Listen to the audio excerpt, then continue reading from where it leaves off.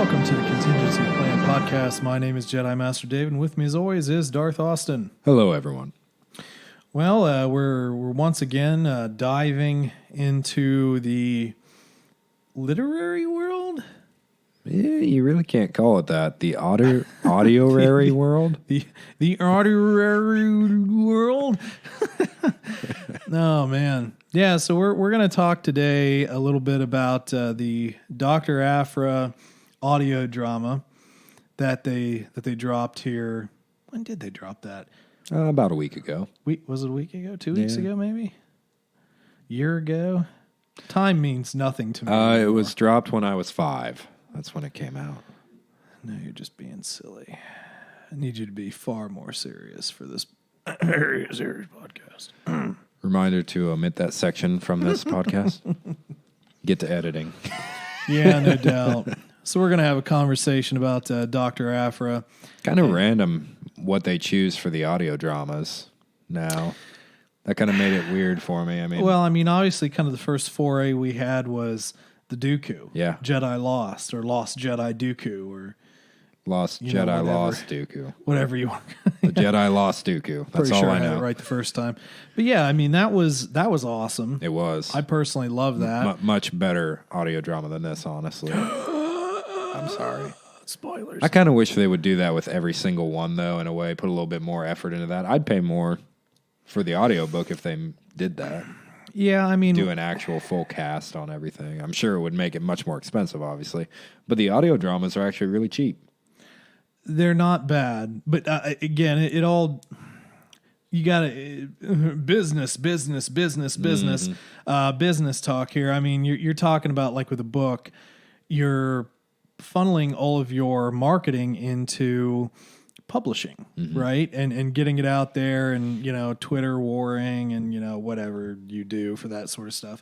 But then for an audio drama, I mean, you're just basically writing, I would assume, sort of a loose-ish. Well, no, I would say it's probably got to be about the same as like a movie script and you just read, right? I don't know. I mean, do you think these would transition into a book well? This and Dooku? Well, Dooku did go into book form. That's true. But with this, I feel like it could. You could. I don't think it'd be odd in any way. Or a comic. Series? Yeah. That we'll just throw away about a year later. Wow. And start over. Well, anyway, we'll talk a little bit about that, and then obviously we'll talk about the Aphra audio drama. But how was your week? It's been amazing. It's been a glorious week. Cool. Omit that awkward moment. It actually has been kind of nice here. The weather, it's turning. Well, it cooled off a bit. So I've had the windows open all day, obviously working from home, wanting to, bash my head against my window because I'm so bored. I hate working from home. Now you can just bash your head through the opening of your window that is open. Throw myself out of not even a story. Yeah, it just, it's... we're still very much, for U.S. listeners, you obviously know, but, funny enough, looking at some of the maps, I mean, we've got people listening from different parts of the world, not just the country anymore. I mean, I think the last time I looked, like there was a couple of South American countries, UK, Germany, some of the typical European countries, but then, you always get like randos in like South Korea, like this, a lot of, and like buddies that I have in podcasting, other podcasts I've been a part of, YouTube channels, all that good stuff.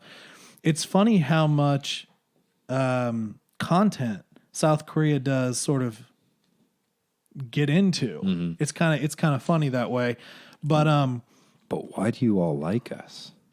I don't. Well, I'm confused. I'm not saying that they do.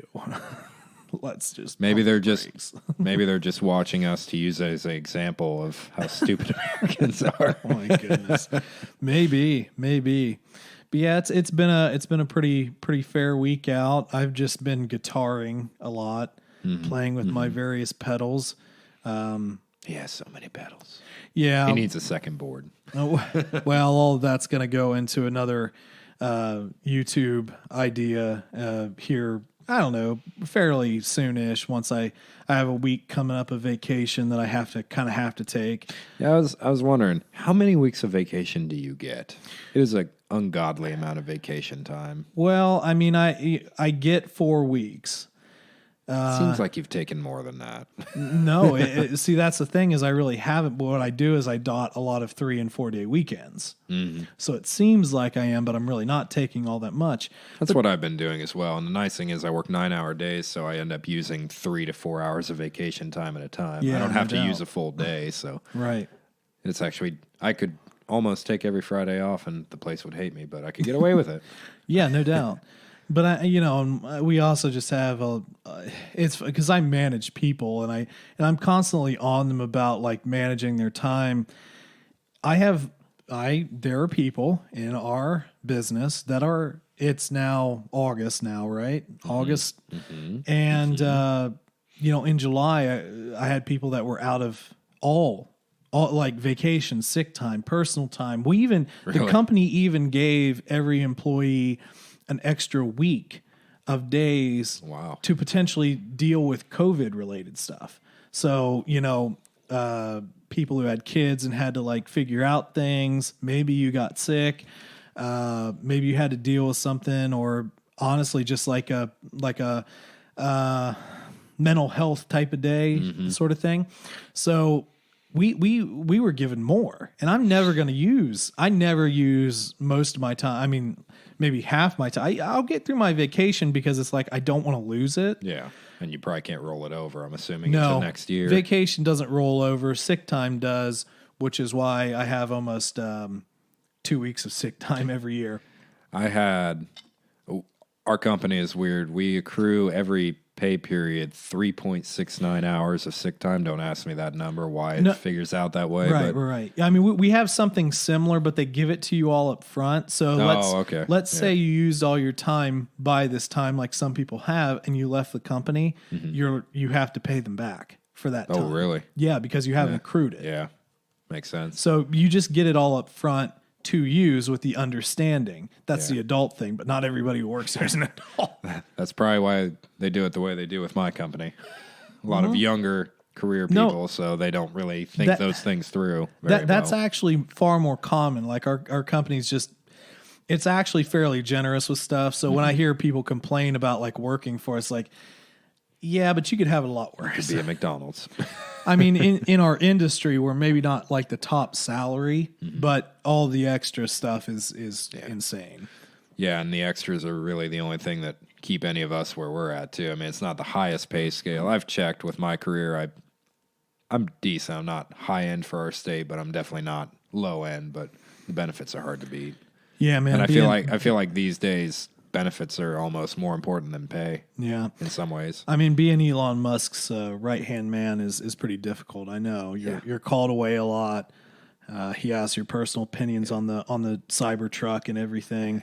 Yeah. You told him that window was going to break, but he still threw a brick at it anyway. So, but I mean, I do get my own personal rocket ship, so that's nice. Did you tell him that the aliens built the pyramids, or was that just him?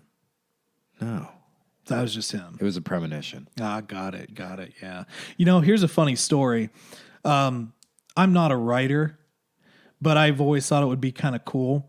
So I had this extremely vivid dream about a week ago. Oh, God. No. Extremely vivid. Mm-hmm. And the kinds that kind of give you a little bit of a chill when you wake up. Like, did that actually happen? Kind of, but it was just it was just so detailed, and I remembered it when I woke up. Yeah. Which I never do with dreams. Very rarely. I wrote it all down, and it was a story. So I have concocted for myself a 3-part story that if I ever were to try and write it, it probably wouldn't do anything. I mean, maybe it's not as good as I think it is, but it sounds really great in my head. That sounds like a good topic for maybe a dinner with patrons. Maybe. Yeah, maybe. But yeah, that was an interesting thing. But yeah, normally I don't remember dreams, but it was which is vivid. Apparently very uncommon. When you talk to other people, they remember every dream. It's like, yeah, that's good for you. Well, a lot of times I'm okay with not remembering. It's like fleeting. Yeah, you know what I mean. But this one, it just stuck with me, and I wrote down everything that I remembered, and I literally got up to a point where I wouldn't call it a complete story, but I have a pretty vivid imagination. I always have. So I finished it. I finished the thought. And then I wound up writing down 2 separate thoughts that were like continuations of it, just because it had my imagination going. So you made a trilogy. I did make a trilogy. My God. I know. You gonna make a movie out of it or actually write a book? Well, I mean, with all of our Disney connections, who knows? Could it be the new Star Wars trilogy? No, it is not Star Wars related. It is sci-fi. Could it be crammed into the Star Wars universe? Sure, why not? You can cram anything in the Star Wars universe nowadays. Like Dr. Aphra. Well, I don't want to rag on the doc. No. But yeah, I don't know. Maybe eventually I'll do something with that, or at least talk about it more, and maybe somebody will think it's a good idea, and then I might, because one of our patrons, maybe, if we do a Patreon video. Well, the thing is like I'm kind of an all or nothing person. There are definitely times when I have ideas for things, and I'm ready to go gung ho, and then if it just doesn't quite work out, I'll just stop. It's like, okay, I'm good. I'm cutting my losses. Has to be perfect. Yeah, it does, because at that point you're putting a lot of energy into something. Yeah. So if I were to do that, I would legitimately have to sit down and just like completely do it. Mm-hmm. Mm-hmm. And I don't know that I necessarily can. You can't write a book. I need a ghostwriter. You need a ghostwriter. Yeah. You need a ghostwriter. Not a ghost writer, a ghost writer. I'll put the chain away. I need Nicolas Cage. Just not the bees. The bees. That's a pretty good idea for a book. That's gonna be your book. You're gonna relay all this information. You're gonna open the page. It's gonna be the bees. The bees. Turn the page. The bees. The movie will star Nicolas Cage this summer. And 2 bees. To save the bees. Yes, the bees were harmed in the making of this film. You ever notice how nobody's talking about like the bees anymore? The killer hornets? No. Because last year the big thing was like, they're going extinct. Like bee colonies dying out and stuff. Yeah. But now we're not talking about that. And as I walk around the community here, when I just feel like walking around and not doing treadmill, I noticed a lot of times where there'd be like a single bee, and I think these are carpenter bees. But anyway, just like hovering in certain places, not doing anything, just hovering.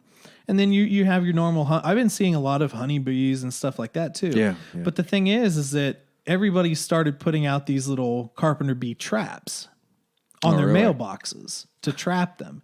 And I'm like, God, I guess the bee shortage is over.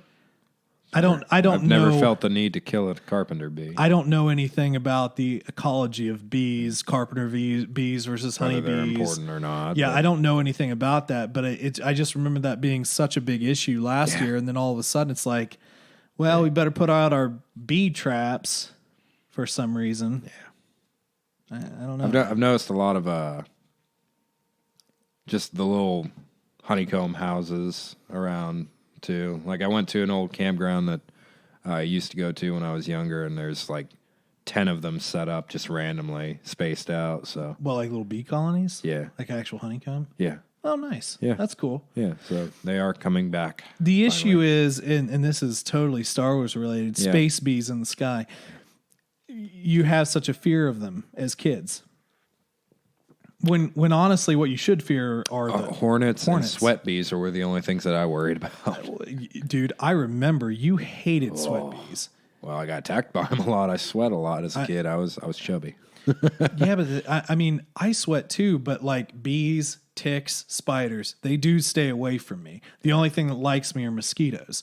Oh, I'm bad with mosquitoes now. But I'm the same way. I haven't been stung by a bee in years. I've never, which been is good because I'm allergic. Yeah, that's true. I mean, I've never been stung by a bee, but like I even think the mosquitoes haven't been as bad this year. I have been getting eaten up by the mosquitoes. Usually go out and have fires in the backyard. Well, and you also I'm work by a around river. You also work near a body of water. Well, no, I don't get stung at work or really? anything. There's a river right behind our house. Oh, right. So they're pretty bad around there. Triangulation complete. That's right. A river and a lake, they're not near each other. But yeah, I what just campgrounds? Yeah, Start looking for campgrounds with bees. The sweat bee campgrounds. But no, I do remember that now that you've said it. You kind of, there were a couple times when you were really little and you freaked out. Oh yeah. And me and Dad were like, it's just a sweat bee. They want to lick you. Trying to stop you from free. It's like they're just licking you, man. They're just like with their little bee tongues, Yeah. They're just. Nah,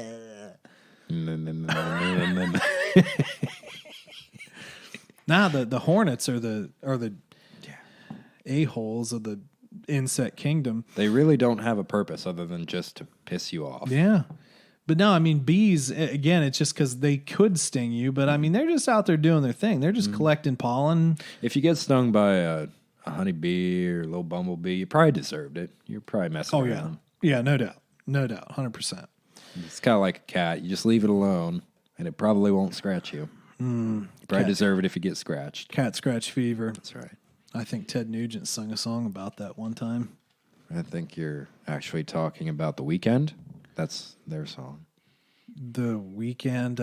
I didn't know The Weeknd was physically capable of making music, seeing as it's 2 days strung together in a week.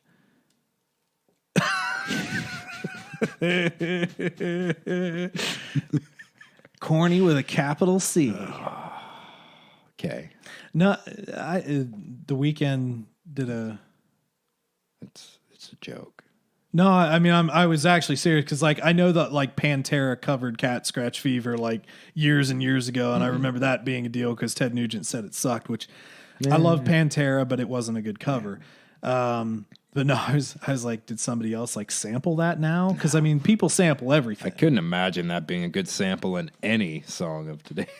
Oh, that'd dude, be bad. Listen, people sample everything. Yeah, it's bad. I mean, I'm sure there's a song out there that just has some dude farting in a mic, and that's the bass. That's the brown sound. I think that. Speaking of that, I've been playing the brown sound. Yes. Speaking of that, I've been playing the not new but newer South Park game lately, and it's just amazing. Fractured Butthole. Yeah, it's great. I started trying to play that when it, I don't know, maybe a little while after it came out. I never finished it though. Yeah. I haven't finished it, but it's great. You got Morgan Freeman owning a taco shop, and there's even a little in the loading screen. They have really good tips, like if you're dying a lot, maybe get better at the game. Yeah. But one of them is you should totally pick a fight with Morgan Freeman. Do it. Oh my God. Terrible. Well, anyway, I guess we could talk some Star Wars, maybe. What's that? You poor. I think it's on your shirt. No. This is a Spaceballs shirt, actually. Oh God, yes, Spaceballs. Well, so Dr. Aphra, back to the doc. So Dr. Aphra obviously had a comic line that I did not read. I didn't either, and this is full up honesty. I just didn't care. Well, even the new ones, I have the new ones, I don't know, whatever 2 or 3 issues that they put out, but I haven't read. I'm way backlogged on comics. Is it pre-audio drama or post-audio drama? I have no idea. I haven't read them. Didn't even look into it? No. Okay.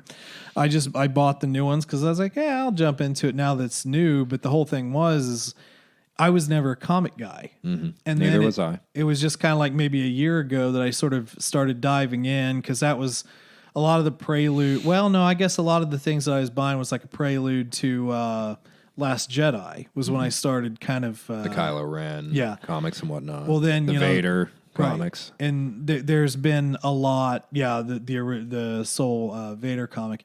But there's been a lot that's been coming out. Now we're getting them back out. I think it's the 5th issue of the main Star Wars line, which was also restarted. Came out this week. There's Clone Wars Battle Tales from the IWD company. There's the new Vader comic, the the third iteration of Vader. So that one is, I feel like that's either coming out next week or week after. It's going to be so fun to start looking up all these comics to buy when I finally get into it and get the time. Because I'm going to have no idea which Vader comic to start with without like an hour of Googling. Yeah, that is kind of an issue. But I don't remember what I was going to say, but comics. I got into comics. There's Comics Dr. Aphra. So the reason I never got into it was by that time they were so deep into the lineup. It's just overwhelming. Yeah, I didn't want to buy like starting an 8-season show. Yeah. I didn't want to buy like 30, 40 issues. Although you could literally get through that in a day. It's potentially, yeah. But which is the one thing that always deterred me from comics. It's not that they're expensive. It's just there's not a whole lot of content in it. And I mean, you get some good, a little bit of lore building. You get a couple of good little revelations per issue, and you get some comic relief. But it just seems like there's not as much, meat to it. No, it's very true. So it's like Dragon Ball Z. It takes a long time to tell a story because you can only put so many panels in a comic before legitimately you've just made the entire trade copy. Now you're just waiting for the comic to release the next series so you can keep up. That's why the Spirit Bomb took 3 weeks. Yeah.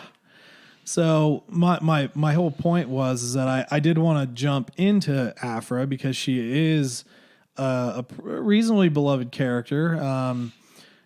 Apparently a part of Legends, which I didn't know. Well, there's a lot of stuff that's in Legends that we don't think about.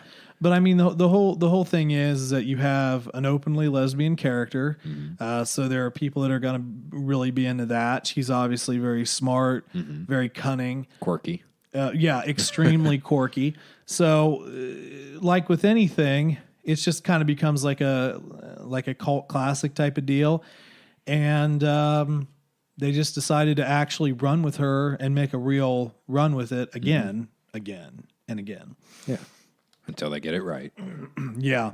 So, question is, did they get it right with this? Right. So new comic line. Eventually, I might talk about that on something else, but.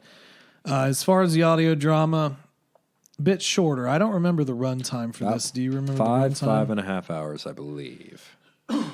Okay. So, shorter runtime. I think Dooku was around 7, so this is pretty short in comparison. Yeah. But it seemed longer than it really was. And I don't know if that's because it was good or because it was getting a little annoying near the end. I'll say this. I actually thought it should have been longer.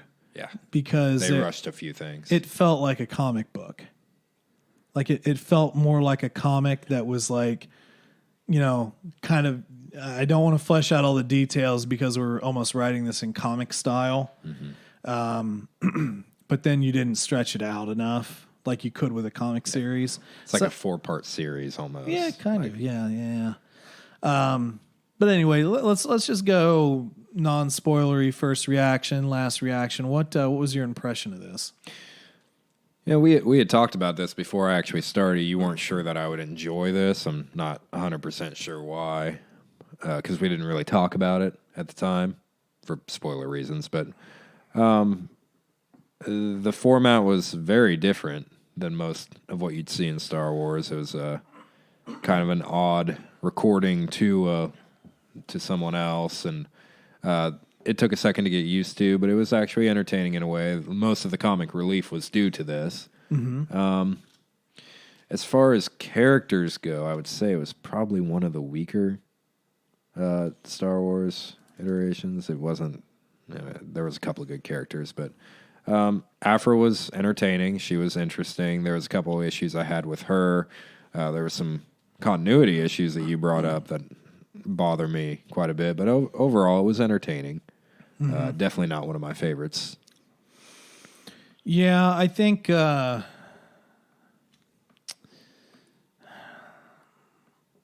just as an initial, I don't know. I guess just from like the whole point of me not thinking you would care for it as much. I just didn't know because I was maybe an hour or so in when I asked you, it's like, are you going to do it? So we do it. And then, yeah, sure. I didn't know how the overly quirkiness was going to set with you, I guess, for some reason, I just maybe thought that wasn't quite going to be your cup of tea, maybe. But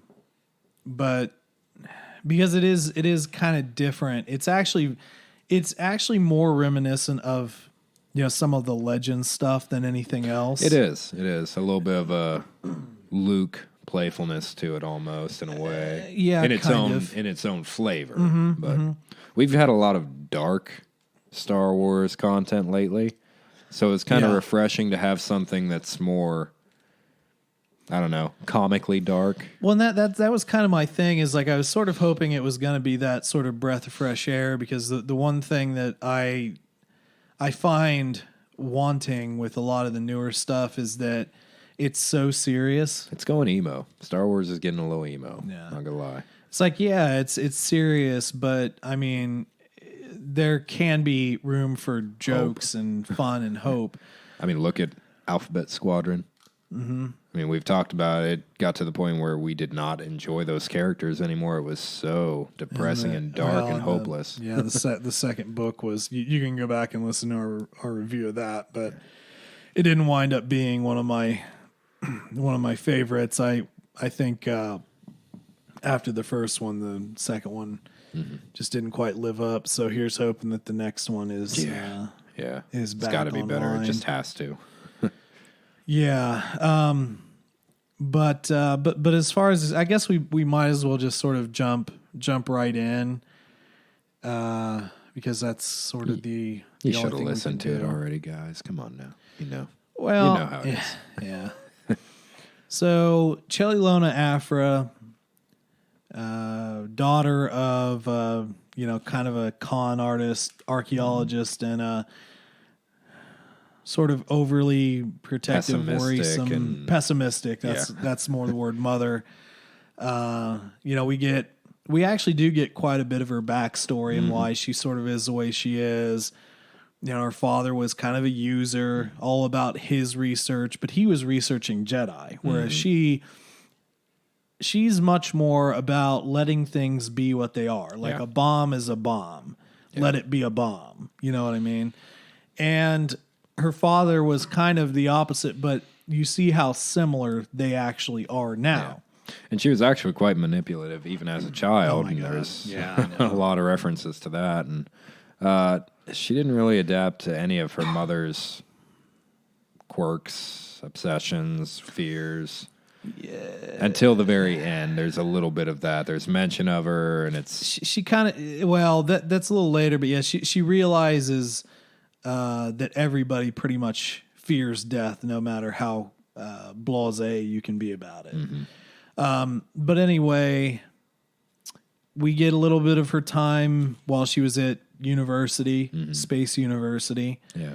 Her relationship with computer went just dark hold there. right on. I have it. It is Lor Santeca. Yeah, Lor Santeca. Exactly. Oh my God, where is she? Sana Staros. There she is. Yeah, so I had the one pulled up with everybody, so we even have Obi-Wan in this, even though he's not. Yeah. Sort of their beginning of their relationship, and kind of how she screwed her over. Yeah, big time. Staros is actually somebody that I'm actually a little bit more interested in than Aphra. Yeah, especially with where she ends up. I feel like we could definitely add her into a couple of other books. Yeah. She's a very compelling character.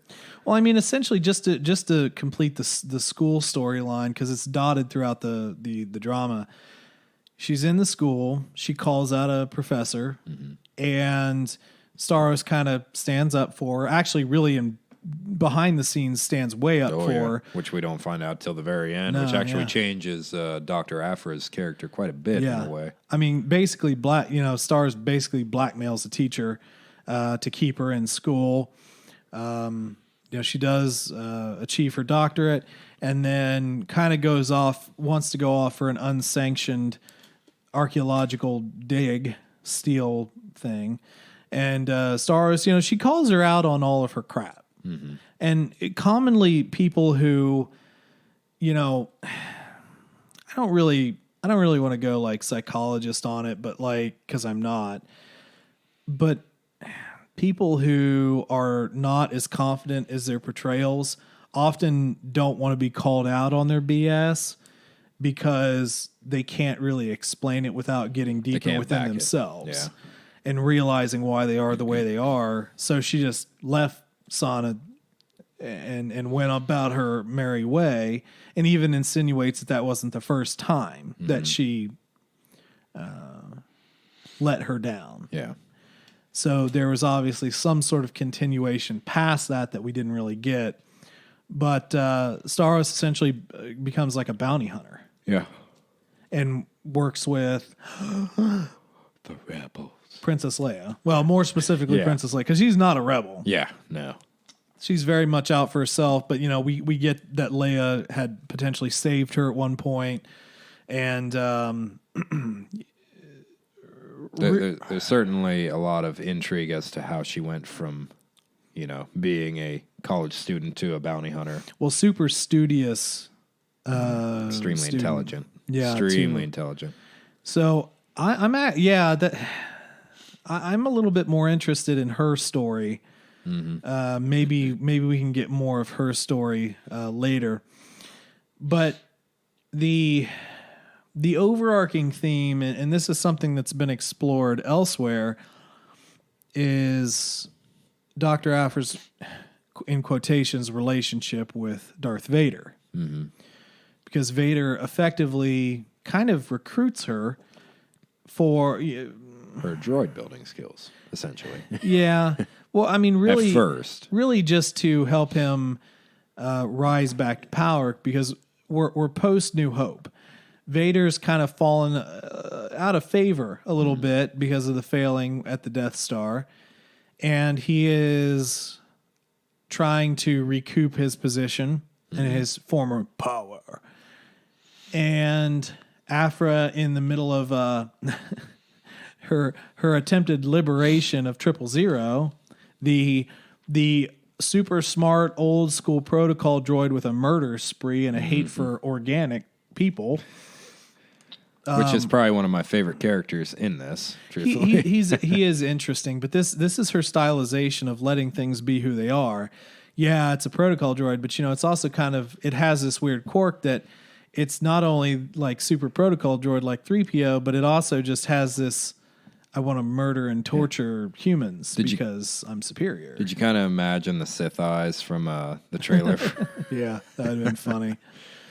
And then what was the BT-1? Other? Yeah, BT-1, who's also kind of a murder droid. Yeah. She just hangs out with murder droids. Which, by the way, the cover of on Audible for this, I love the droids in the background. Almost looks like a 1950s horror movie in a way. Yeah, it is kind of neat. It's got BT with his little flamethrower and everything. Yeah. Why outfit a astromech droid with a flamethrower? Why not? Yeah, why not? The other thing to point out is this is actually fairly violent. It is. This is a fairly violent audio drama as well. But so is Dooku, actually. It seems like a theme almost. Yeah, kind of. But I mean, I think that the killing in this was a little bit more... I feel like it was a little bit more blatant. Mm-hmm. Maybe. Who was the caretaker of that? Do you remember his... I was just re-listening to it and heard it. So let me go through the list, and I'll know it when I see it. I'm sure of it. Yeah, I don't remember his name. That's... Is this the one? No, Maz Kanata. Duh. No, not Maz Kanata. Get out of here. Was it Lars? No. Oh my God, you're killing me, dude. It was the Auntie, right? Yes. Which I didn't. Which isn't on this list. Interesting. It's on my list because my list is better. Is clearly better. And it's not. For some reason, I'm just hearing it differently, like the Auntie, but it's the or the Auntie. Yeah. Weird names in this. Look at the picture of it. Oh yeah, because they mention him being like a skull.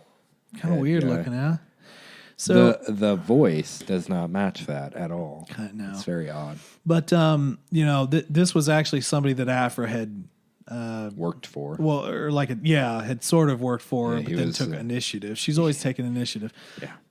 And he didn't appreciate it, but she's very close to stealing 000's matrix, and she's caught, and then the auntie who's upping things. So stupid, the auntie.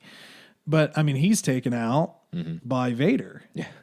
And unceremoniously. Yeah. And again, we have this whole recruitment process in a very somewhat convoluted scheme. Smart, but somewhat convoluted to get Vader in power. We have the almost too convoluted for Vader. It's odd. Maybe. I mean, we have the Suntool Pride robbery. Aphra enlists quite a few bounty hunters, including Black Chrysanthemum. That's not his name. Whenever I read it, I think chrysanthemum is like a nice flower. Chrysanthemum, and Wookiee, and B-Box, and who were the other bounty hunters? Bosk. Yeah, that's right. Probably somebody else that I'm forgetting. Do you remember Chrysanthemum's nickname, loving nickname from Dr. Aphra? No. Santee. It's Santee. Santee, yeah. Black Chrysanthemum just sort of seems like a... Well, wouldn't be a Wookiee name. Well, the thing is he's basically a pit fighter. Yeah. And super bulky. They even mention way bigger than Chewbacca. Yeah. But he kind of sounds like a pit fighter name, like a boss on like an old Sega Genesis cartridge. You know what I mean? Pit Fighter. I mean, Pit Fighter was an old Sega game. So. Just seems like you'd see it on the screen for Streets of Rage. Yeah, exactly. Yeah. As one of the Mohawk guys with the yellow coat. Oh my God. So we get the enlisting of the bounty hunters to pull off this big job. Which seems like its own odd little story within a story. Well, it's kind of weird how they set it up. And that's what I'm saying. It's like so much of this is sort of like comic after comic after comic. Yeah, and it's a ton that they go through very quickly. I think that whole sequence is like a half hour. It's ridiculously short. Yeah, I think so, yeah. So that was the whole job there, and Aphra does enlist Chrysanthemum to I'm sure somebody doesn't like that, but that's okay. But to take the bulk of the credits, because they were blowing a lot out, and she paid them. They were paid. They went away, and so Vader effectively has funding now. And then we have the mission to not Camino. My God, come on. Barstrad. No. Come on, dude. The one we were just talking about with Luke? No, the separatist planet, Geonosis. Oh. Jesus. Geonosis. So they go to Geonosis for droids. Yeah. For like a droid army. And honestly, I almost forgot about that. That was so short as well. It was pretty short. Yeah. But they ran into... have the little queen they have to fight. See, I don't know the timelines, but if you remember in Clone Wars, Rebels. In Rebels, they came across the one Geonosian with an egg. With like a queen egg. Yeah. I don't know. Think it's that one. That'd be interesting. That'd be kind of a cool setup. I mean, I'm just saying. I mean, like how many other that in Rebels they said that was like the last egg or whatever. Yeah, which I don't know much about Geonosians, but yeah, that could potentially be the same one. Yeah, pretty crazy.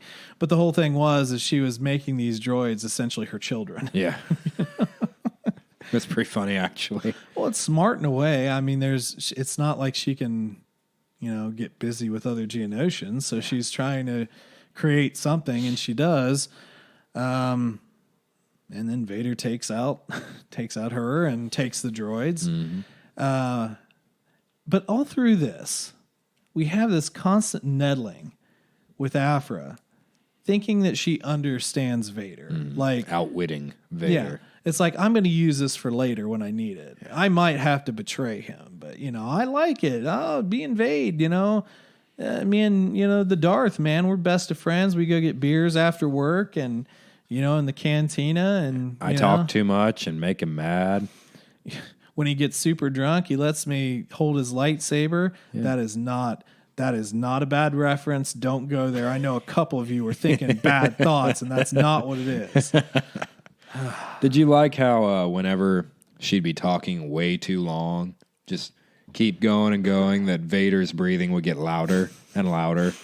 Well, that's the thing, is they always had his breathing whenever he was there, and you just sort of like, again, it puts a comic sense in your head where like he's breathing right down her. You just see him, right you just see like him under the mask and he's just rolling his eyes. Yeah. It's like, can't I choke her yet? I remember another annoying person that I used to have to. It's another Jar Jar. I remember another annoying person, Ahsoka. She was always bothering me. Obviously, we're not going that deep into him, but you never know what he was thinking. By the way, it is so hard to just do anything with Ahsoka without going through the worst kind of fandoms. People are just perverted with Ahsoka. It's terrible. Well, it's not just that, but I mean, she was kind of annoying at the beginning of Clone Wars, and then she got really, really cool. But I mean, that's growing up. Yeah. So character development, it's a thing. Yeah. Well, give it to Dave Filoni, and he'll do it. So, again, we have this constant like nettling, this constant like trying to figure out more about Vader. Reading his body language and stuff like that. But he is trusting her with a lot of stuff. Like he's letting her go solo. We do figure out that he's got another like what did he call it? Kind of like a watcher. The handler. Handler, yeah. Kind of like that. And even that, she's like, ooh, he's going to handle her. I mean, big bad Darth, he's going to handle her. So he also sort of sends her off on these missions that are going to be connected with Luke. Mm-hmm. And that's one of the biggest problems with this whole thing. We'll get to it. Am I forgetting anything major in our heisty stuff there that I'm not talking about?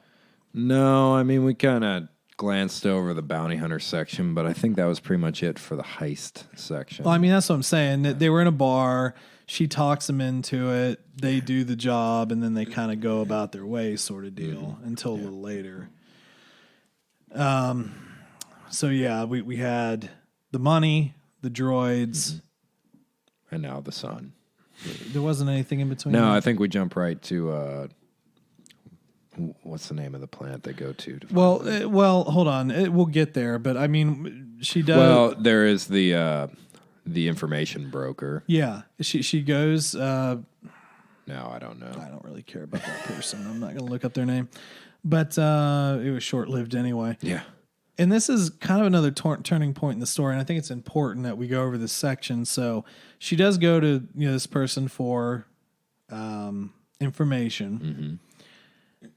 Eventually, however, the Empire does wind up coming to this planet, and who's in tow? Darth Vader. Mm-hmm.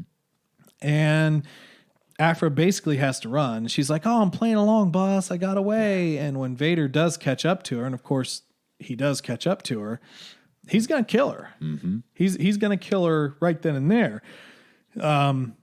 And she had those jokes about, give me the lightsaber. How to kill me, yeah. Mm-hmm. But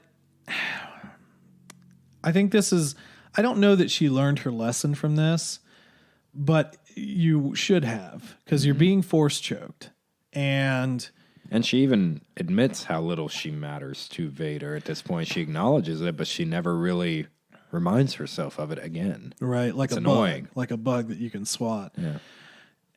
Now, I think it's a bit of a complex for her too, though. She wants to matter to people. She just doesn't want to admit it. She wants to be important to someone. Yeah, I want to talk about that a little further, but she does hold out sort of like, I do have information on where Skywalker is. And that's her bargaining chip here. So Vrogus Voss was the planet that Luke is rumored to be at. And Vader does let her go. Causes kind of, an avalanche type of deal. So that separates them. So it looks like she did get away. But the whole thing I want to talk about here is the psyche. So she realizes now that like she is effectively nothing to Vader. But it's almost like she continues to try and be something to Vader. You know what I mean? And I'm not a young woman. It's not last I checked. And I think it would be interesting to maybe at some point I'll reach out to some other women who might want to talk Aphra a little bit, because I think the mentality of why she cared about it so much. I don't want to talk out of my butt, but like I do know that, I've known women before, and I'm sure you have too, who have that I can fix them mentality. When you just have an a-hole of a guy, just a real crap dude who will never change no matter how hard you try, but it's like, but I want to. I want to solve the problem, but it's like you can't. Yeah. So But the ironic thing is that is Dr. Aphra. She is that guy in a way to other people. Kind of, yeah. Especially with her relationship with Sana, the one I forgot already. Yeah. Sana. But yeah, I mean, she is essentially to her what Vader is to Aphra. I mean, That doesn't matter what she does.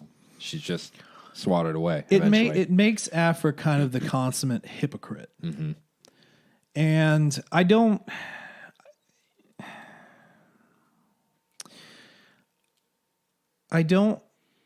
know how best can I put this. Rey, I think, is a great role model for really anybody. But she is constantly berated as a Mary Sue.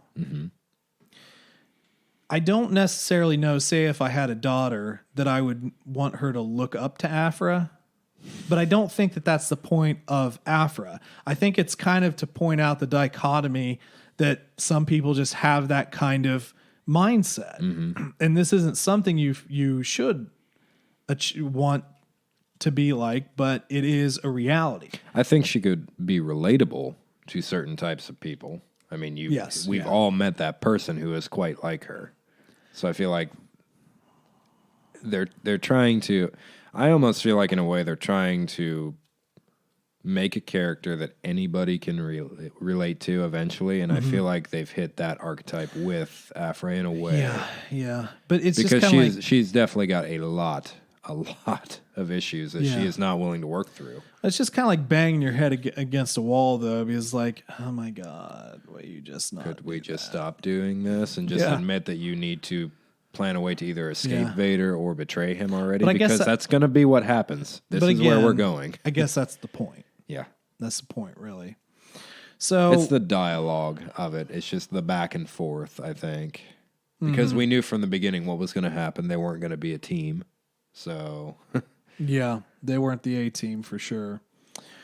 Let's see here. Does the Commodix stuff happen before Voss or after it? No, I believe it happens after. Are you sure about that? I'm not sure about it, but I do believe it does. Yeah, I think I finished this book at least a week ago. I did too. Yeah, we were planning on reviewing this Sunday, so I tried to restart it, but I just didn't get through it again all the way. And well, let me put it to you this way: do you want to talk about Commodix first? Sure. Okay. So Commodix Ton is from Naboo.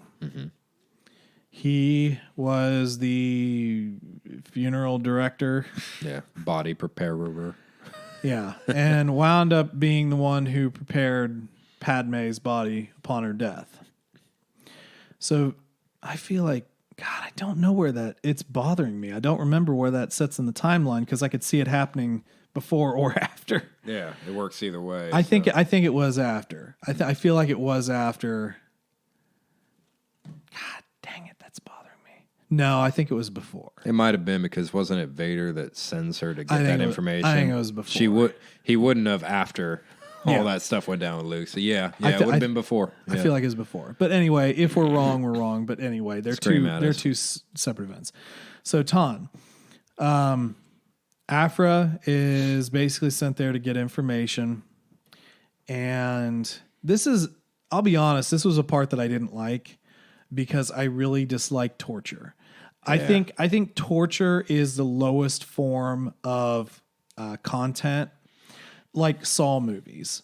Mm-hmm. And I understand that there are people that like them. I personally think they're garbage movies. And it's not horror, it's just gore. And I don't like gore. Yeah. I can deal with a lot, but I would just prefer not to get in that headspace personally. Well, it also makes it extremely difficult to relate to or care about the character inflicting it ever again afterwards. Well, see, even with the Girl with the Dragon Tattoo movie, that was a really big movie. A lot of people loved it, and it was compelling, but there's torture scenes where she tortures people, and no matter what broke her, you can't really relate and care anymore. And, Aphra's the same way. Yeah, it's one thing with the droid because it's a droid. Right. But then you have Aphra who's so upbeat, bubbly, and then that's like, are you schizophrenic? Well, at what point does letting evil into yourself make you evil? Yeah. You know what I mean? Well before torture, I would say. Is it a little bit of evil? Yeah. Is it a lot of evil? What's the point? And eventually that just bumps into moral code for everybody. And for some nerds out there, I know you weren't a big fan. I wasn't either, but I know of the setup for it. In World of Warcraft, there's a lot of different archetypes for what your character is, and one of them is a chaotic good. And I would have portrayed her as that before that. I wouldn't have necessarily said she was very good, but she wouldn't necessarily go out of her way. At least I didn't think. She wouldn't go out of her way to be evil up until that point. I played World of Warcraft for maybe a couple months one summer because a buddy really was into it. Yeah. And I was just a paladin going and actually, that might have been D&D that did the chaotic good. I've never played D&D. It was D&D. I'm sorry. So anyway, I'm a terrible nerd. That's fine. You were just a couple fake nerds anyway. We're actually jocks. Good times. So anyway, the whole thing with Comedix is that she does let the droids torture, and you hear the screams in the audio novel, and it goes on for a while as Aphra is not doing the torturing, but she is allowing it and clearly is not upset by it. Which we've gotten the torture noises twice from Star Wars recently. Yes. Which is interesting, I guess. Well, she searches Comedix's house and finds a hollow of Padme, which is interesting. Basically, kind of imploring him to, sort of do what she needs him to do, and also sort of foreshadowing what's happening at that time. Revenge of the Sith, essentially. Yeah, basically. The end. Towards the end. Pre-ending, yes. I feel like, and I didn't really think about it very hard, but my first thought was, I wonder if this was like recorded before she kind of like goes after on the Anakin. Ship. Yeah. Or during the ride or something. Or something of that nature, like very, very close to that. Like she essentially sensed her death coming, and really it would have only happened around that time in the movie. Yeah, after Obi-Wan tells her that Anakin was out killing all those Yinglings. Yeah. Yeah. I mean, younglings. He never drinks Yingling. He's turned to the dark side. All those black and tans, man. Yeah, buddy. Yeah, black and tan from all that lava. Okay, so anyway, I'm going to have to go ahead and just cut him completely out of this podcast. I need a new host, please. And tcplanpodcast@gmail.com. That's where you can put in your new applications for host. So I'd note to cut him from this podcast.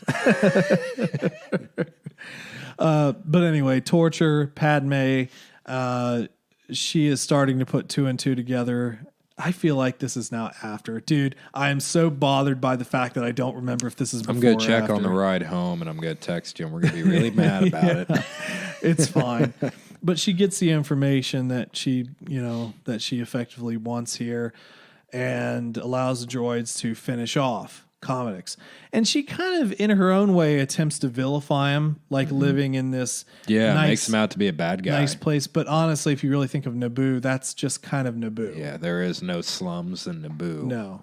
It is a very aristocratic planet. Yeah, and artsy. It just makes it worse because I didn't buy it for a second. It's like, this isn't a bad dude. No, I didn't. He didn't think deserve so either. any of this. Not that anyone really deserves torture, but he certainly did not deserve it. So. No, I don't think so either. So let's go to Rogus Voss, where Aphra was told that Luke was going to be, and where it all starts to kind of break down a bit for us. I think kind of. So Vader does meet her there, and takes on a bunch of pilots. This was typical Anakin, man. So there is a rebel a squadron of fighters. Oh, there was 3, actually. 3 squadrons of fighters. And he's just like, they have to worry about me. They should have brought more. And then, pew, pew, pew, and then 5 seconds later, he crashed. That was so dumb. It was like, listen, Vader, I know you're a BA pilot, but let's not go overboard, okay? So anyway, Vader crashes. Aphra kind of weighs her options here a little bit. She's always weighing her options, but she's like, well, he could be dead. He could be dead, of course. Me and Black Chrysanthemum and the droids could just go out and have a good old happy time with all Vader's credits and his droid army and just do bad things. It would be great. Isn't there even a moment where she's like, well, maybe I could just help the rebels then? I think there was just for a fleeting second. Maybe. And then she's like, no, I don't like the rebels or something like that. I can't remember. I don't remember. So anyway, she does wind up heading to the planet with sort of the intent to capture Luke at this point. So here's where I pointed something out to you before we started recording. Which, honestly, they did such a poor job of setting the timeline of this that I didn't even think about it. Of course, I didn't dive in as much into what happened with Vader right after New Hope, so that's why you caught it and I didn't. Sure. So. Well, the whole thing is that I believe, and, again, there's probably something out there that explains this that I'm just not looking at, but it's obviously post-New Hope, but I firmly believe that it is definitely probably pre-Empire and most assuredly pre-Dagobah. Mm-hmm. So the whole thing is there's a temple, which, funny enough, they didn't talk a darn thing about this temple, which kind of irritates me a bit much. Because even Vader says there's no known Jedi temples here, but they don't go into it at all. So Aphra kind of catches Luke with R2 at the ruins of this temple, and we hear Luke say, "Ben," and then I feel my father. So this is where I get a little hazy. This is where I thought it was post-Empire. Well, and that's the thing, is that would make sense. But it's the only way it would make sense. Yeah, I just, because of the sort of power struggle that Vader's going through at this point, I don't know that to be true. And maybe you could talk a little bit and I could try and look it up. But my whole thing is that how would he, I mean, at this point, he would think his father's dead. Like, he wouldn't have had the confrontation with Vader, knowing that Vader's his father, and not that he would have known Vader crash landed here, but how would he have known about his father at all? He would have no way of sensing his father pre-knowing about Vader. So, I mean, there's no reason he would have a power struggle post-Empire with all the things he had accomplished either. So obviously, this is in between the movies, and it really, really messes up continuity quite a bit with that. I mean, it's just, it's lazy is all it really is. And I don't even know if it's so much lazy as, did the guy even know Star Wars all that well who wrote it?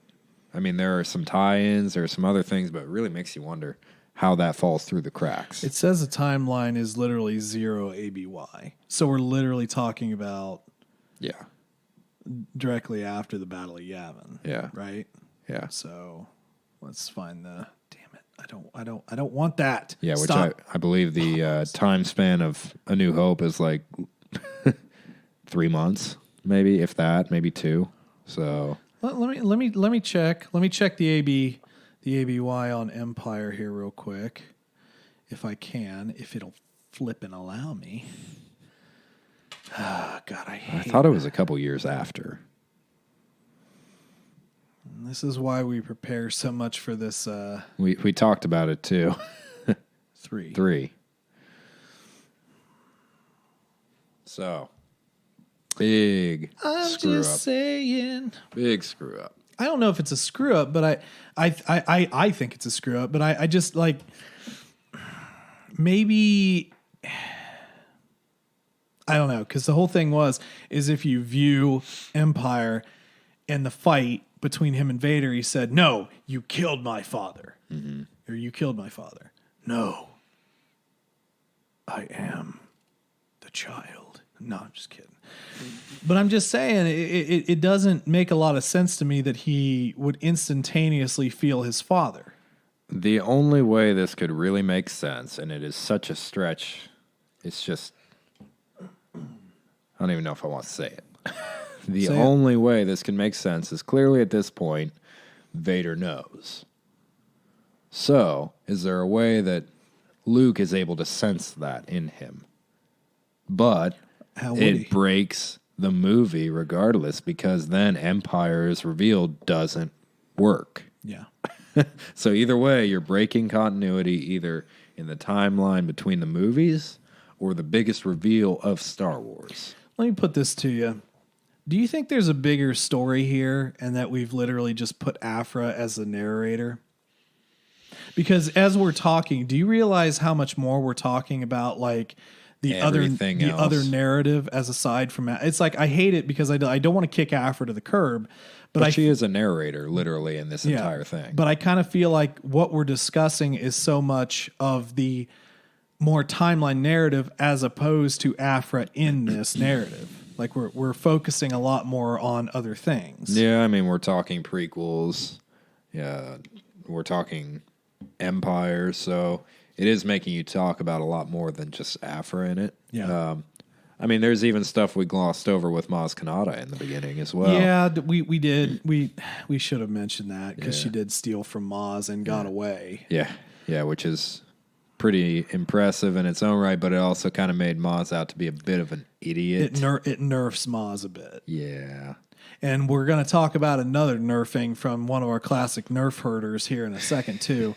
So let's get back to the story. So Aphra kind of hatches a plan to get Luke by sending in 000 as C-3PO. Mm-hmm. So they paint him, which is ridiculous. I like the voice changing. Funny. Yeah, that was good. That was kind of 3 attempts to do it. I didn't know a voice. This stupid voice would be this hard. So it's not until that point you really even start thinking of him as a protocol droid. It's kind of funny. Yeah, for sure. But basically 000 does come in and incapacitates Luke, fights with R2. Which just makes him look like such a pansy, but it's fine. Well, R2 didn't really have anything to go up against. Oh, well, Luke too, yeah. But he was caught off guard. It's like, 3PO, my best friend. And you even mentioned this, like Luke is very like Episode 4 Luke. Yeah. I mean, I didn't even catch it the first listen. I mean, I just thought, wow, they did a terrible job with Luke. Didn't even think of it's Taji Station Luke, man. He just wants to get some power converters with his friends. Yeah. All right, so then we get Han Solo, and Han... Who's that? Yeah, so I want to talk a little bit about this. So we have Han basically like, hey, drop the kid and all this good stuff. And we even have a part where Aphra scouts Luke's known associates. She's like, Han Solo? How are we going to deal with him? Oh, no. It's like, who is that? I was like, I don't even know who it is. And then even here where, she... doesn't know who he is, which, to be honest, isn't totally implausible. Yeah. Because you got to think about it. He's basically been working for the Hutts for some time. Like, how notorious is he at this point? He's far more notorious later on, obviously, but maybe at this point not as notorious. So, okay. But they kind of make him look like an idiot. Yeah. And I don't like... Han's my favorite character. He was always my favorite character. A lot of it had to do with Harrison Ford, but, because by the time I got into Star Wars, I had also seen 90s Harrison Ford already. Too. Yeah. So, I'd already seen that, and then, Star Wars. Oh my God, that's also Harrison Ford. Yeah. Well, I wasn't thinking about that as a little kid, but I mean, you already have the kind of thought process going through. So he just seems like an idiot. And you could debate this, because essentially what it kind of looked like is he was stalling to let Chewie get in close and do some fighting. Yes, because Chewie's so sneaky. I know. But so here's the thing. Han's in cover, Aphra's in cover. Chewie sneaks up, rips off an arm, but is incapacitated by a droid. Yeah. And I'll be honest with you, that's another thing that kind of bothered me too. Because despite Aphra's cutting remark that he's not as big as Black Chrysanthemum, he's still a Wookiee.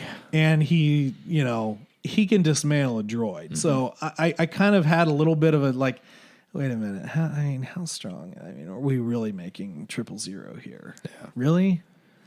I suppose it's much easier to rip off stormtrooper arms than a droid arm. Oh, wait, he did that. Well, he got one, but then, he got him with a toxin or whatever. Okay, that's He would have grabbed both. It's Chewbacca. Sure. He wouldn't have gone for one. That's kind of crap. So that is what it is. But then Han and Aphra have this. So stupid. Shootout. This was probably the worst little part of the entire thing, honestly. Well, there's a lot of quips from Aphra constantly going, like really engaging her mouth.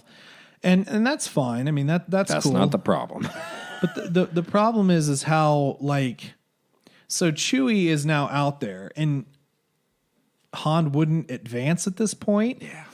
That's what bugs me. So his buddy's there. In my mind, he wouldn't have left him like that. No, he would have went with his charging shoulder block from Battlefront and just went in guns blazing, because that's what we're used to.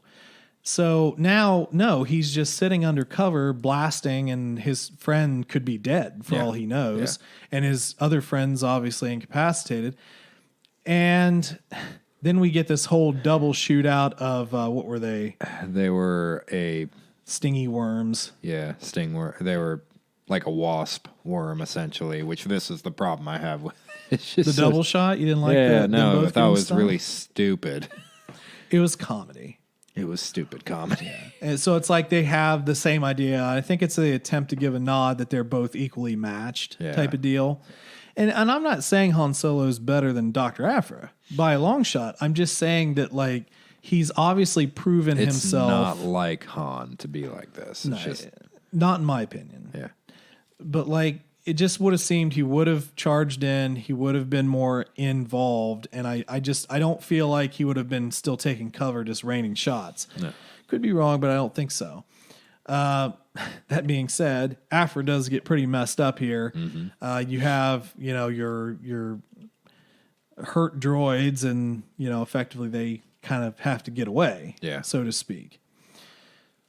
So didn't Luke wake up at this point, like cuts off 000's other arm? Isn't that what would happen? Yeah.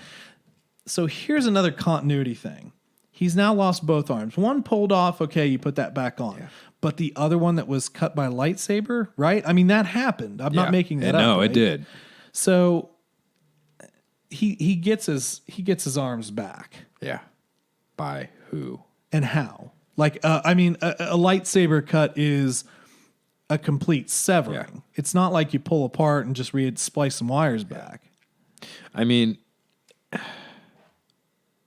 there is an interaction with them and Vader after this, so there's potential that he could have repaired him.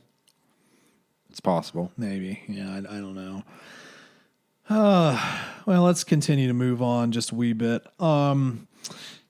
We also just get Leia cold cocking I think that's Aphra. later though. So it's on this one. Well, they're not at the ship yet.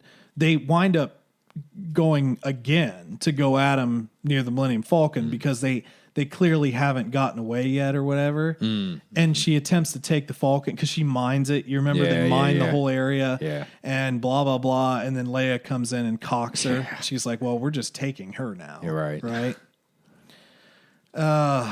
Goodness. So that was a thing. God, the continuity in my brain is just going nuts.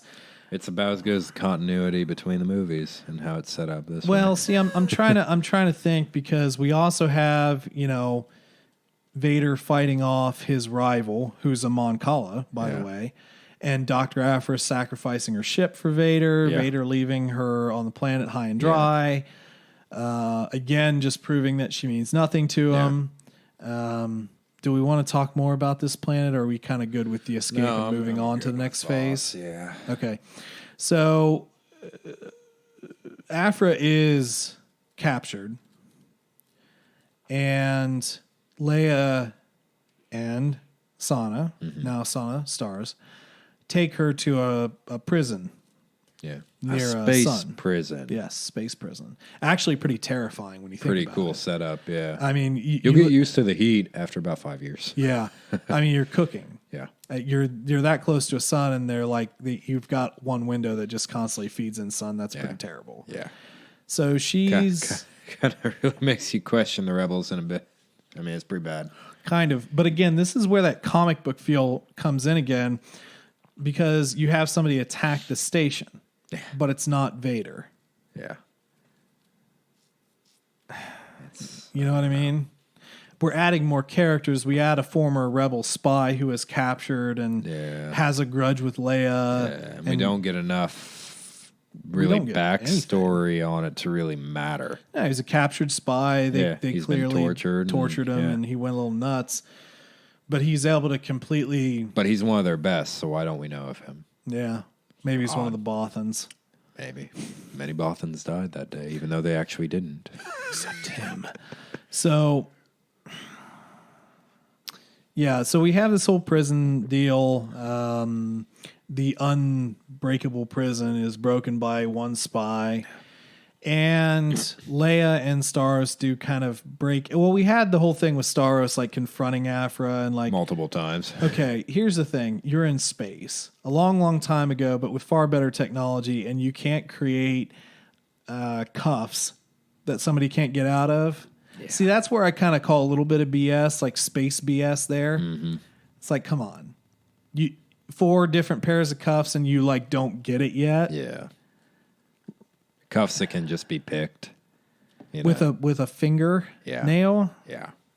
See, I'm sorry, but that's Mary Sue. If there is any Mary Sue in this, it's bad. You just got to tickle it just right. Woohoo! Of course, the scrap droid parts was kind of the same though, in a way. With Maz Kanata, it's like, okay, you find this specific the dust. Well, it's not even that, just the droid parts that were sitting with the dust. Like, okay, you find a specific droid part that just knocks out their gravity completely. Yeah, I get you. But yeah, you would think after now, at least by the 3rd pair, putting on the 4th pair, you would have something that you're... Or you're just straight up chaining her to something, like anything. Like upside down. Yeah.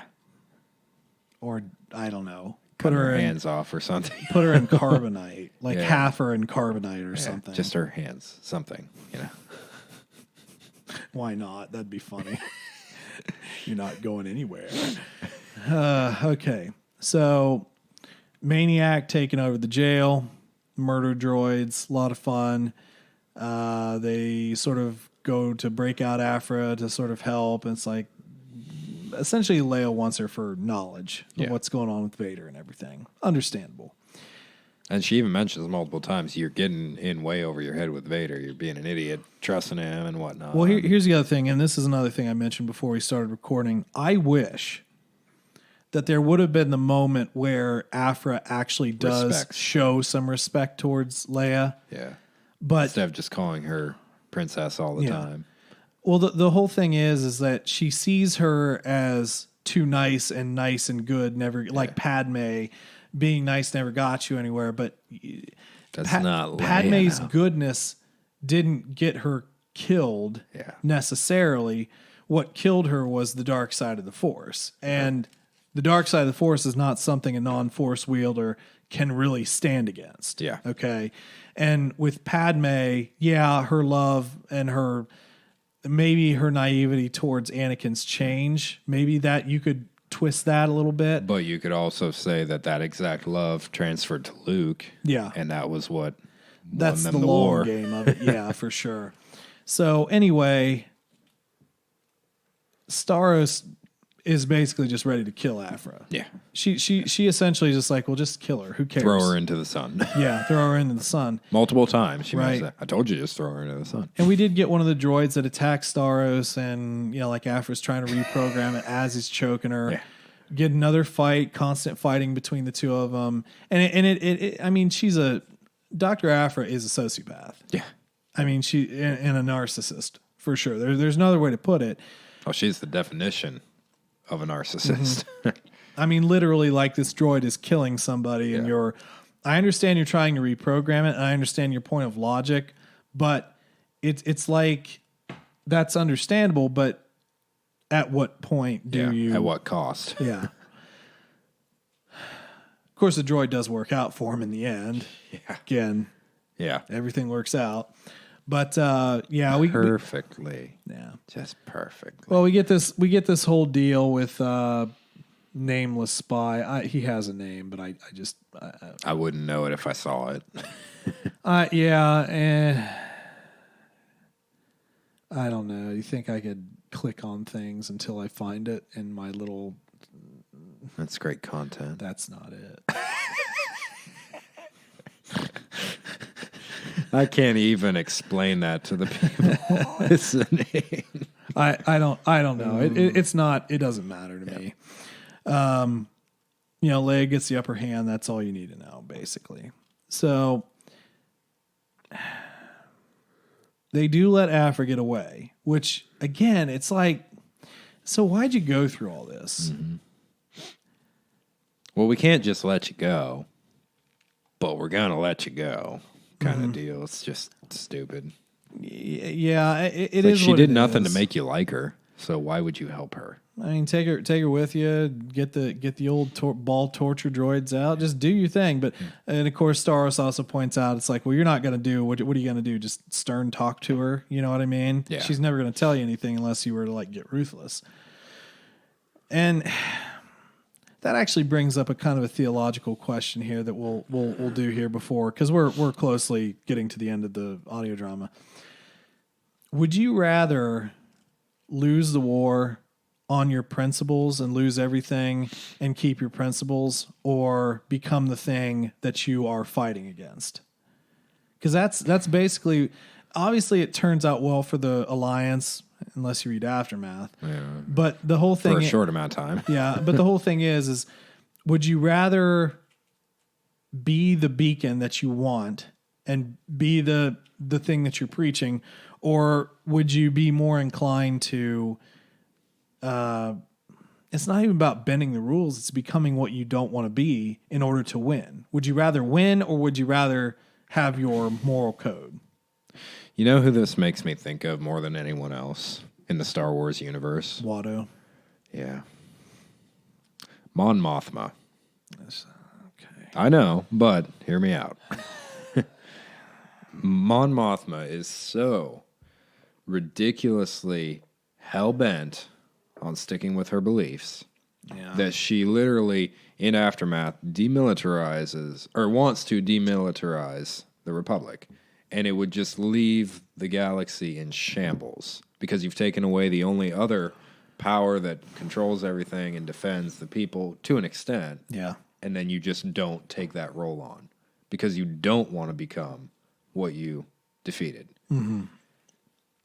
So there's this really hard balancing act on, what is worth the greater good? What do you want to bend on? What do you want to stay steadfast? And hold to no matter what.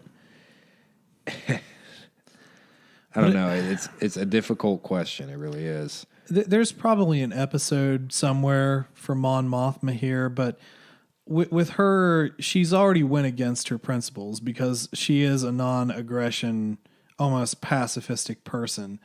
So the rebellion by her own code is already broken. True. Okay. Very true. So that's effectively already broken. It is a good point, but like my whole thing is it's not so much that, because that's not really evil, but I'm talking about like. I guess I'm going to the other extreme of it. No. I know what you mean. I totally just get being it. blind. Yeah, because of your beliefs. Yeah. Yeah. I don't. So basically, what you're saying is, do you think it'd be worth torturing information out of her? Yes. And all these other. Obviously, you're already okay with slight forms of torture because of this facility. I mean, it's literally hell for the people in it. Yeah. Even your people that have to work it. Yeah. When you think about it.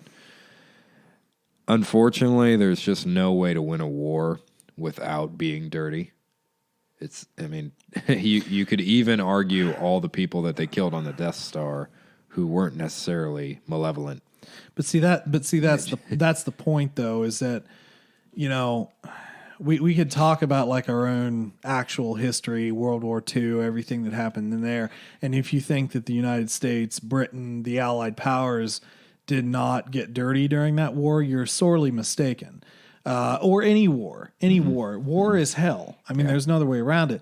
There is no good and bad side. Yeah. There are just sides. Yeah, but again, it boils down to two beliefs about Aphra and then this crazy spy doing what needs to be done in order to get the job done, or holding to your principles and not just murdering because it might provide the better outcome. You know what I mean? Yeah.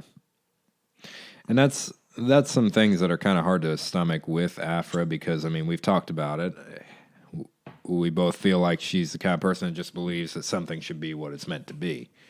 But then where do you tie in the torture and everything else? I mean, yes, it's a torture droid. It's meant to do that. But at what point is it needed? You know, is it really required? Well, I mean, up until execution. People could justify the torture of Commodix. Mm-hmm. I suppose some could. You could also talk yourself into the murder because to cover up everything. Yeah. So that's not beyond the realm of somebody. Star Trek. Vulcans are actually quite scary. And they've highlighted this in certain media where logic can point you to genocide. Everything. Yeah. I mean, legitimately anything. So I don't know. It's kind of a tough conundrum because we're kind of trying to do something that we literally can't do because the psyche of Aphra and all these other characters is pretty extreme. Particularly Aphra, I don't think we could really understand her because if we were, we would be like her.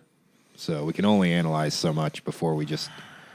Well, but I mean, we create a barrier in our own minds because of our logic. See, but the thing is like I understand how she got the way she is. Like it's not like out of the realm of possibilities. The issue that I have is that she's so wayward. And then the other thing too that we're not incorporating in on all these parts is her recordings. Mm-hmm. You know, she does display emotion in her recordings, and she does feel pain and regret during the recordings, but she's always there to try and put the zinger out on everybody and makes it sound so convictful until you get convincing, whatever. The convictfuls. That's that Ohio education. Convictionful. Yeah. But having that conviction that your way is the right way, but then you do almost a 180 during the recordings type of deal. So it's a front. Or is it a front? Because it's not necessarily front if you continue to go through it. It's a reality. But then during the recordings, it seems like a front. So it's almost like a multiple personalities thing. Bipolar in a way. You know, it's... Yeah. It is a lot of the stuff that makes Aphra an interesting case, but at the same time just makes her nuts. You know what I mean? And that's... it is what it is. And but anyway. I do believe she is in a way, truthfully. And it also brings up other things, you know, for the future of this character. I mean, are we... She prefaced this with, no one will ever listen to this until I'm dead. Mm-hmm. This won't get to you until I'm dead. I've made sure of that. So are we listening to her recording it, or are we listening in the form of Sana? Is she already dead, or is she recording this and we have a future with her? I mean, that's the question. Yeah, that's an interesting... Or did she just decide to send it to her as an apology? You know, how did this go down? You know, man, I mean, fourth wall, bro. Yeah. Fourth wall. Yeah. They do tell the line with fourth wall a little bit, and I do enjoy it.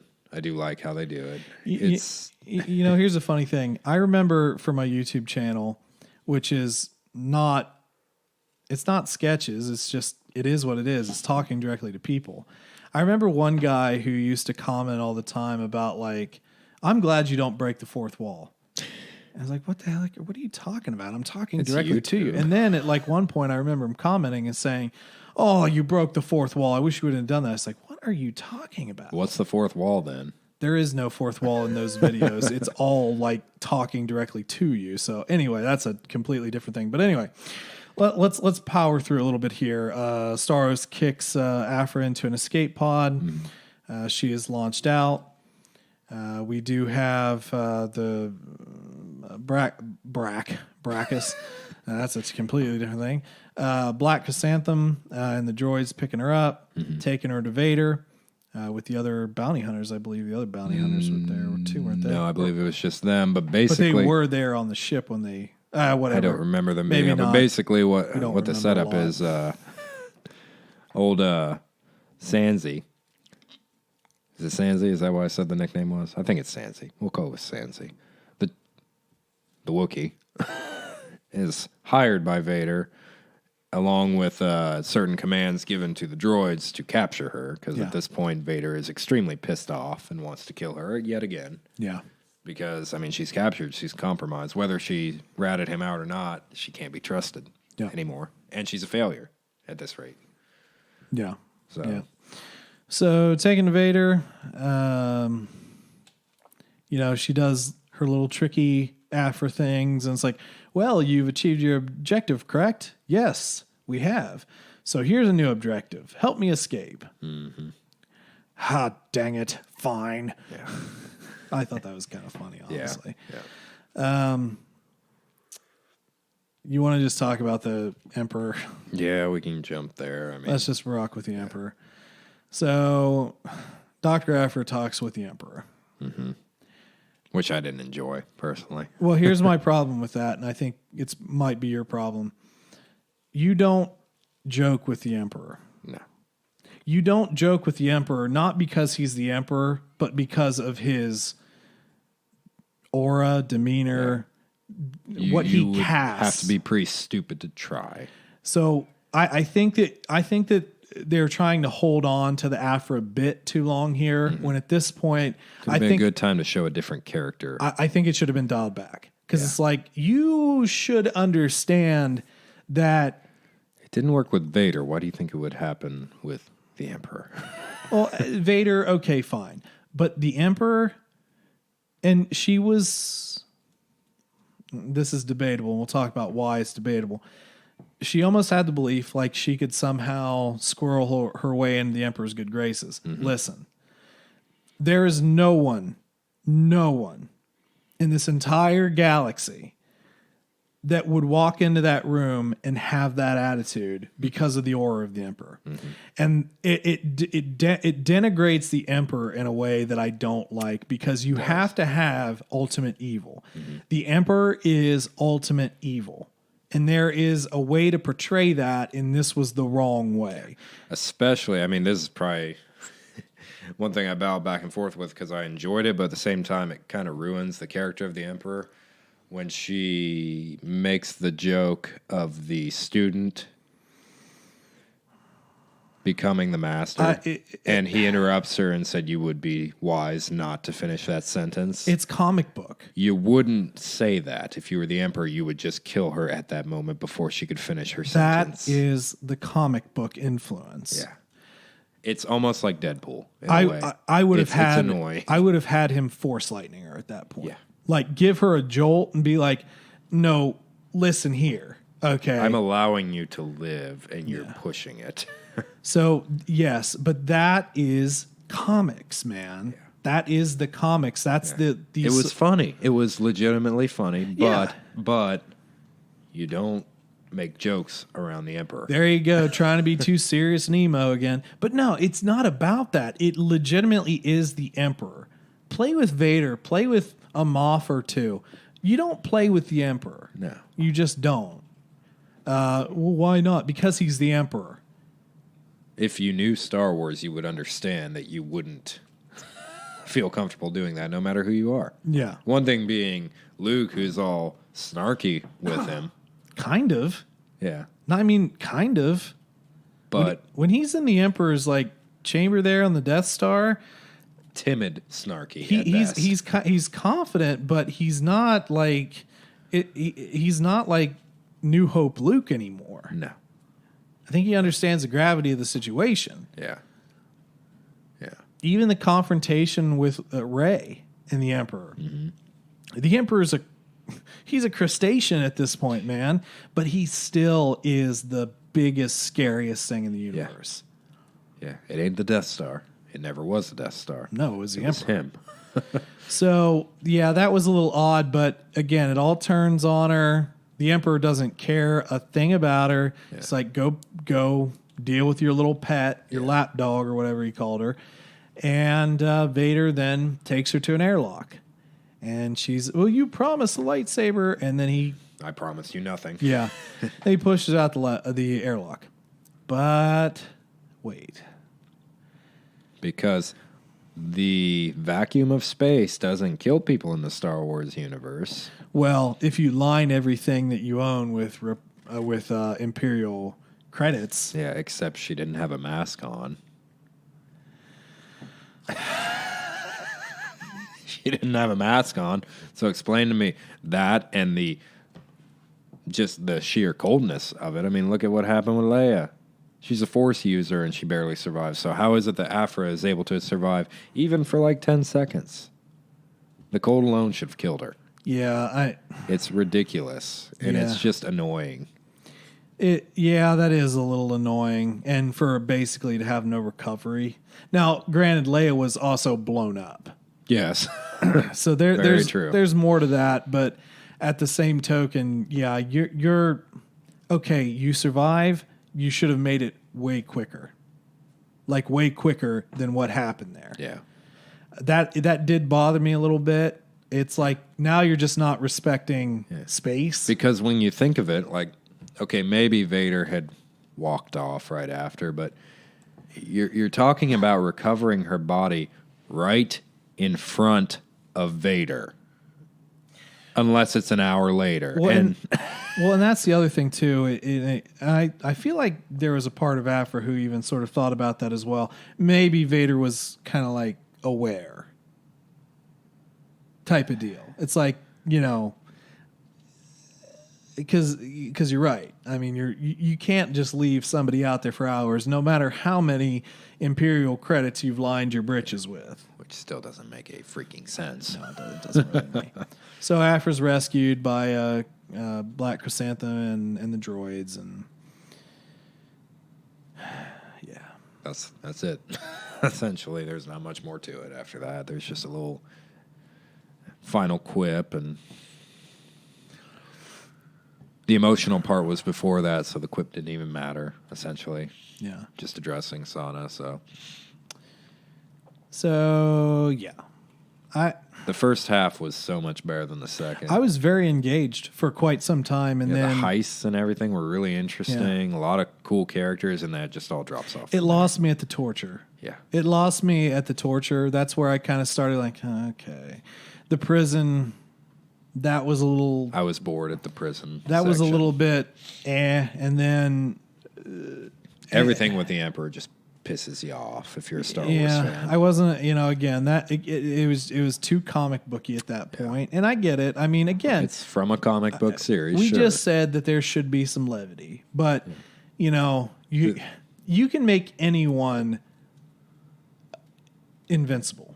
Yeah. Because it's all written word. It's not real. It's not, but you can make anybody like Thrawn. Thrawn's a classic example of always outsmarting, but the way Timothy Zahn always wrote Thrawn, or is writing Thrawn now, is that there is a higher level of intelligence that allows him to see all possibilities. Mm-hmm. Whereas Aphra... It's not a Mary Sue. Yeah, well, I mean, you could debate that, but... but he's earned it more, I would say. Yeah. He's actually trained, he's intelligent, he's hyper-intelligent. Mm-hmm. But with Aphra, she clearly stumbles along. Well, she's clearly a step ahead. Like she's clearly highly intelligent, but it just seems like how many close calls are enough close calls? You know what I mean? But again, it gives that sort of vibe of like, cartoon, old cartoons, comic books. It was very Marvel. That's what it was. I feel like it reminded me a lot of Deadpool, personally. Sure. So, but yeah, I mean, I know it feels like we're really ragging on it, and we are. I mean, I'm not going to lie about it, but it's like, well, it just wasn't for us, and it might be for some Star Wars fans. I just don't know who, personally.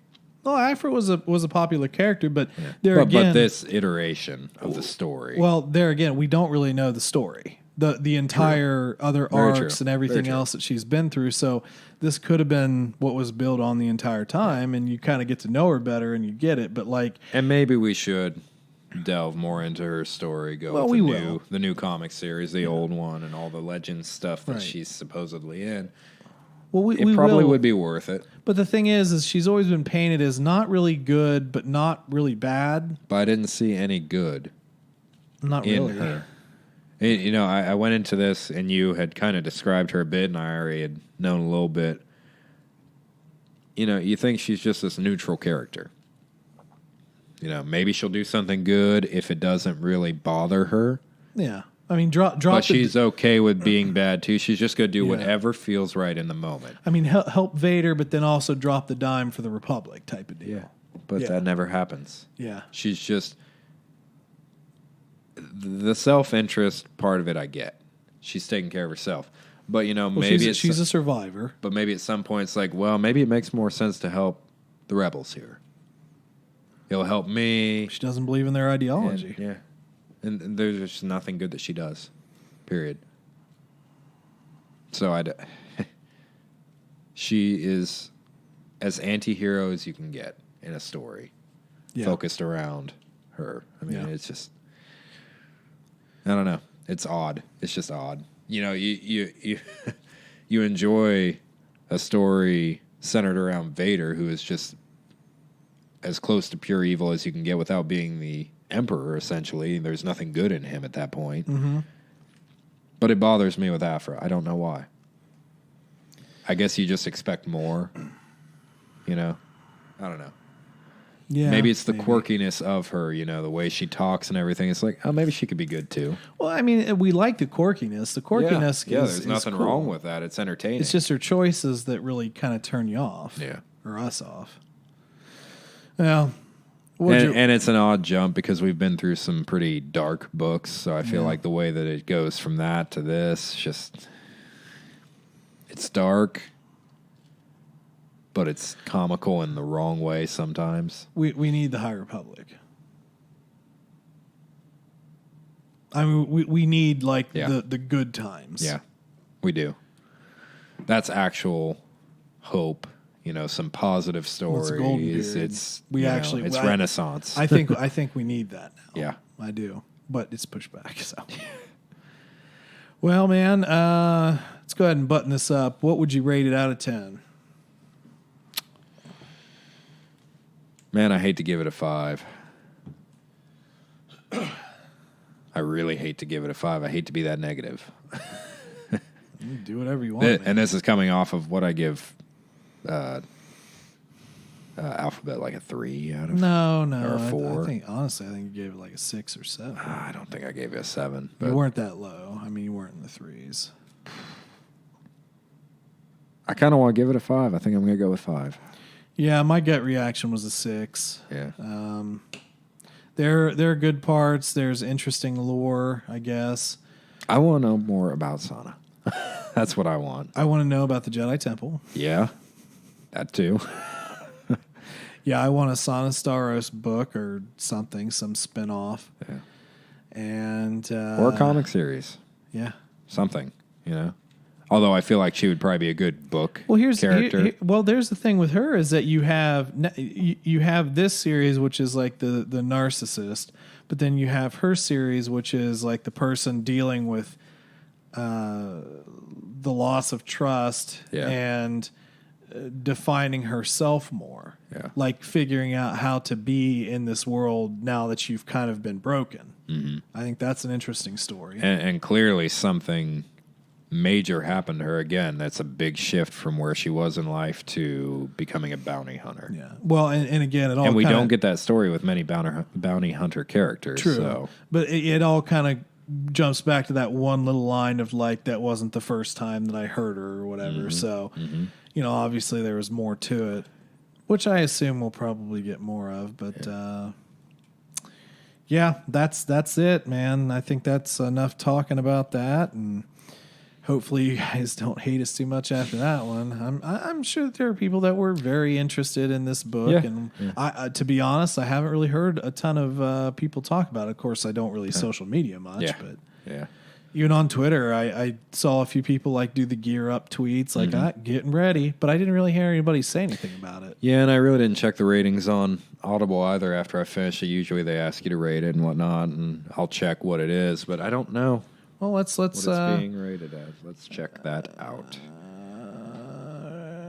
Let's see what people are rating it.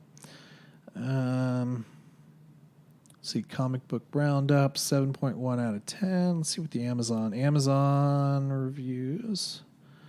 I wonder what they're. Dang it, we're doing. You'll probably find it faster than I will, won't you? There are 2 ratings for it. What?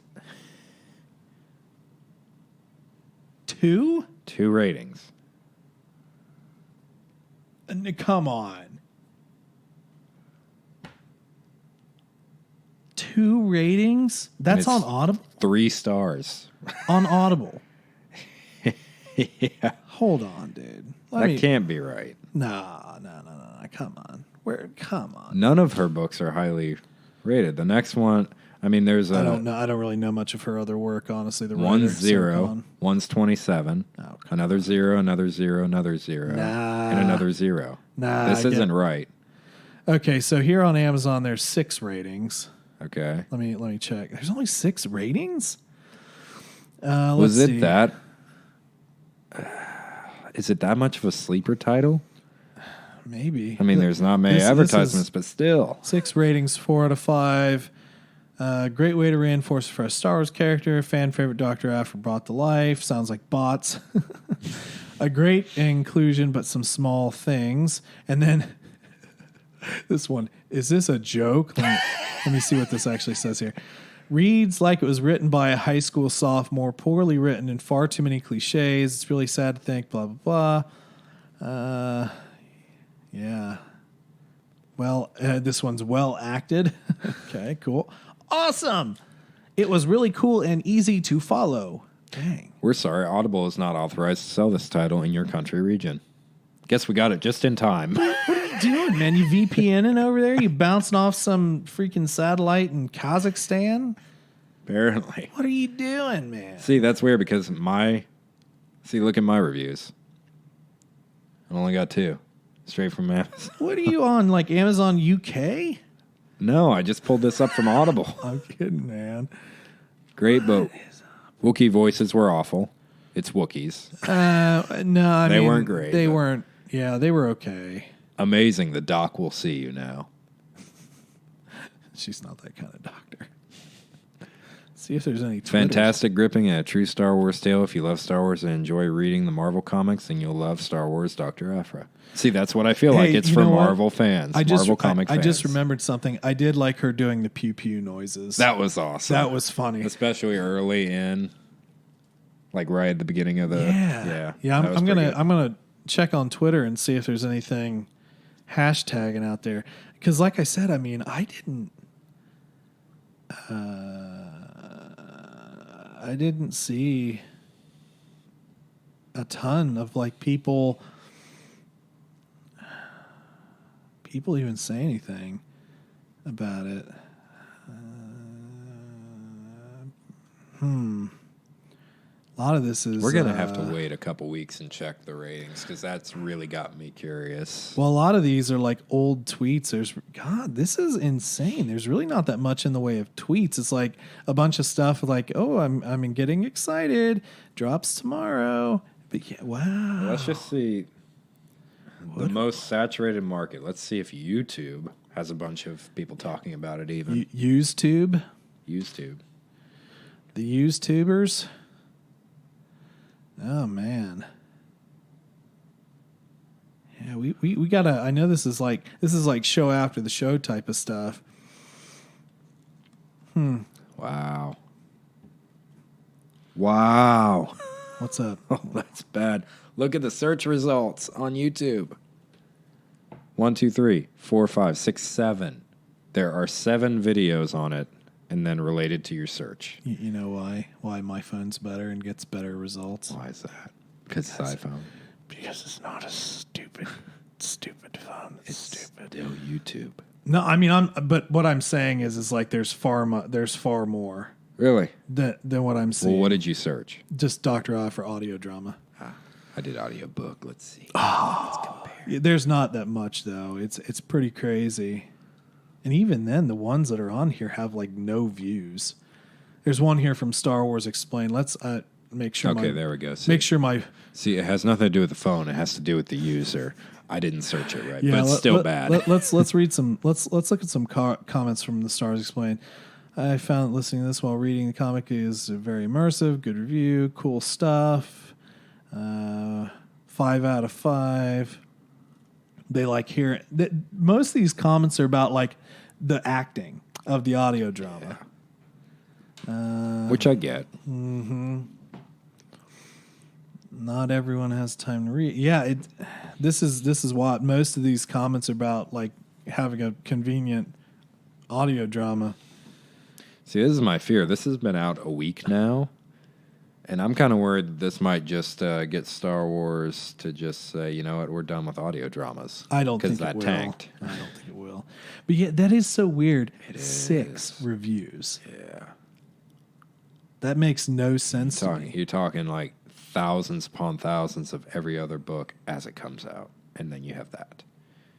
It wasn't like that with Dooku. Dooku was big. It was huge. It was almost as big as Apprentice, Master and Apprentice. It was ridiculous. So people know of it, I think. They just don't care, is what I'm getting from it. Yeah. Gosh, man. I don't even know what to think about this. We have to check that in a couple weeks and see what happens. But see, that's the thing is like normally when we do these kind of things, there seems to always be people on top of it. Mm-hmm. And we're even late. Yeah. There was no actual proper review on YouTube.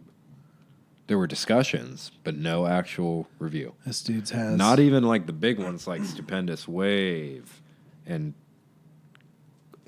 He Who Shall Not Be Named, obviously. Mm-hmm. But just nothing. This is so weird. Maybe nobody was really interested. Well, okay. We don't have anything to go off of because there's really nothing to go off of. I'm sorry. There is a Star Wars Explained Dr. Aphra review. No, that's what I was just reading from. Yeah, that's one of the big ones. That's the only big one. Yeah. Yeah, that's what and the comments were just mainly about like, oh, it's nice to have an audio drama. Yeah, and it's only a 5-minute review. That's not a very good review. It's wild. I mean, what are we at? Like 5 hours now? Yeah, we're longer than the book. This is honestly one of our longer ones. I'm surprised we went this long. Well, anyway, we'll maybe check back on that at a later date. I'm seriously considering a couple of other folks to talk about this a little bit. See if some of my other peeps in the community have, especially I'm thinking kind of Lindsay from Clashing Sabers. Yeah, like you said, you want to get a female perspective on her character too. Yeah, I mean we're guys. I mean we are what we are, but I think I'd like to hear theories of why she is the way she is with Vader, but I definitely don't want to. Yeah, talk about it. We realize that our minds aren't going to be the same. No. So maybe I'll try and chip together some other stuff, and we'll talk a little bit more. But for now, I think we're going to go ahead and sign off. It's getting late in the night, and we both work tomorrow, right? Yes, 7 a.m. Can't wait. No doubt. So, all right, all you people, thank you very much for listening. Make sure to follow us on Twitter at TC Plan Podcast. Find us on Facebook. You can send us an email to tcplanpodcast@gmail.com if you'd like to, I don't know, just drop a dime on this. Tell us what you think, because there's clearly no flipping reviews. And then and then let us know what you think, and then, maybe tell us where we're wrong or where we're right. And where else are we at? That's all we're at, right? Sure. So social media. Social media. So anyway, folks, you guys have a great rest of your week. And as always, may the Force be with you.